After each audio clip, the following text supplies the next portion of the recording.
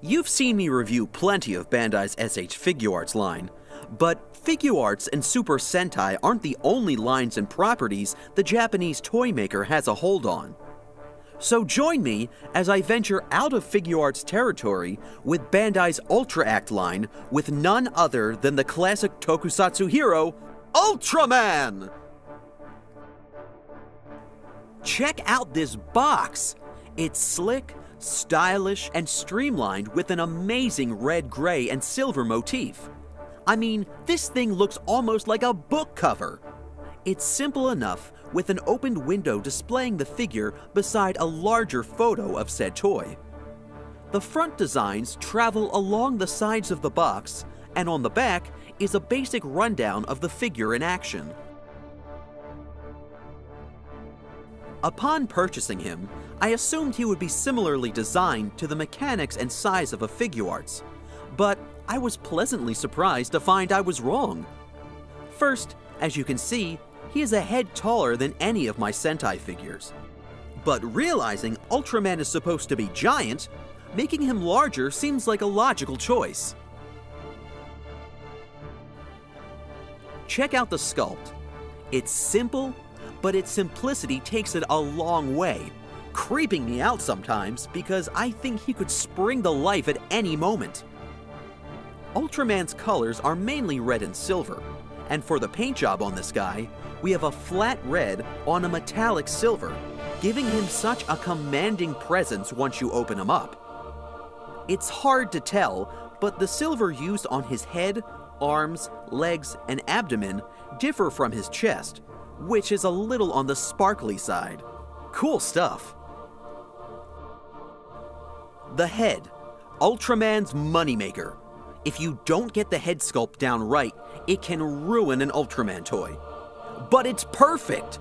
Did you really expect otherwise? It may be a blank stare, but I feel it has the ability to express endless emotion given the context. Oh my God, will you look at those eyes? Will you look at those eyes? Oh my God! They're translucent! They only appear off-white because the pieces were glued on top of the sockets with said color laid down as a base. Not only that, but they have sculpted detail as well, giving the eyes the appearance of an insect's. Then you have his iconic head fin, which starts at his brow, wraps around his skull, and travels down to the base of his spine. Ultra may have similar articulation to a Figuarts, but there are some key differences. The points are all the same in the head and neck, shoulders, double elbows, ball wrists, abs, waist.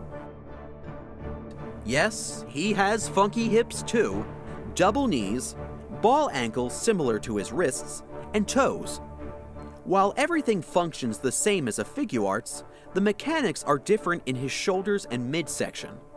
He has a ball socket type shoulder joint, which is openly exposed between the rest of his arm and a small part embedded in the upper chest, giving you a great range of motion. It certainly works well here, but I'm not so sure if it would be successful on a Sentai figure. The character is well known for being a brawler, and to get that point across, Bandai went ahead and gave him a full, and I mean full, range of motion in his torso, allowing him to get in a crouching battle-ready stance. Also, adding a large amount of up movement in his head, something I don't see too often. Take a look at his back when bent over. You can see the addition of two hidden smaller joints in there. Magical, isn't it? Only downside to this crouching ability, the red piece crotchular region is pretty rigid, and when I bring the abs into that, it began to develop these dents in the plastic. I'd hate to put a mark against the toy, but this is what happened. On the plus side, I can just pretend it's a nick in the costume, which were abundant in the suit after continuous wear on the show. He may be cool thus far, but to be a superb toy, the figure is going to need more than this, right? Accessory time! As a Japanese toy, at this point it goes without saying he comes with additional hands, which work by removing them off the peg on the ball wrists and replacing them how you see fit. We have generic open palms, a pair of grappling hands, a pair for chopping or flight, and a neat victory hand, which gives him full options for rock, paper, scissors. Damn! Then we come to two hands which work as his only weapons, since he doesn't fight with anything outside of his own energy blasts. First is his famous Specium Ray attack hand, which he calls forth by lining his arms up like a plus sign. The ray piece is cast in a blue translucent plastic with a lot of line work sculpted and features some minimal dry brushing to it, of which you really need to take a hard look to see it.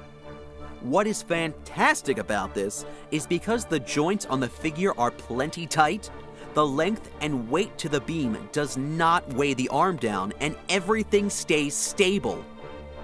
And you can have lots of fun with it if you take some liberties.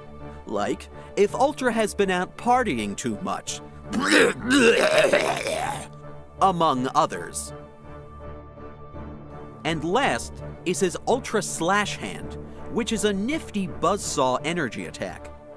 Cast in the same blue as the Specium Ray, this effect includes much more painted detail, giving it the feel of a swirling typhoon. In Ultraman lore, his power level is gauged by the color timer in his chest. When all is A-OK, it emits a blue light, which is how the figure is packed. But when he's running low on energy, it begins to flash red, and the figure includes a replacement red timer. Getting the pieces out can be a hassle. In fact, I had to use an X-Acto knife to get this thing out. So if you're gonna go that route, be really, really careful so you don't scratch the paint.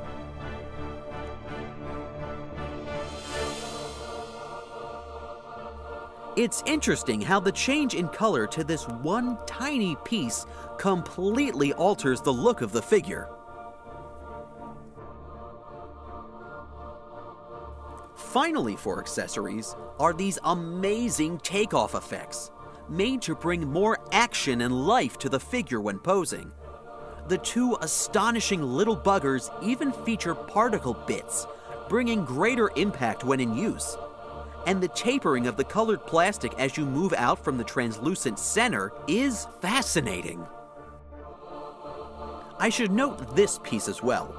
It acts as a replacement to the similar piece at his lower back, and the hole is meant to be plugged with the end of the specialty Ultra Act figure stand, but it works fine with your standard Figuarts stage. However, this little red connector piece doesn't stay attached very well once you have him in the air. Throughout the video, Ultraman has been itching for a fight.